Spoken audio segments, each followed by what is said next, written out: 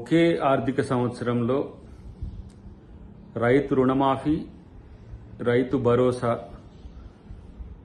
ఇచ్చిన ప్రభుత్వంగా తెలంగాణ ప్రభుత్వం, కాంగ్రెస్ ప్రభుత్వం చరిత్రలోకి ఎక్కింది.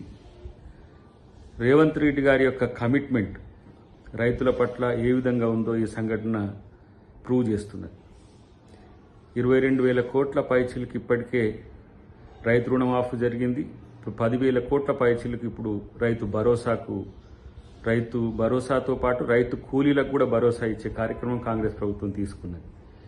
ఇదే కాకుండా బోనస్, అన్ని పంటలకు మద్దతు ధరతో పాటు పంట నష్ట పరిహారం, రైతు బీమా కూడా ఇస్తున్న ఏకైక ప్రభుత్వం.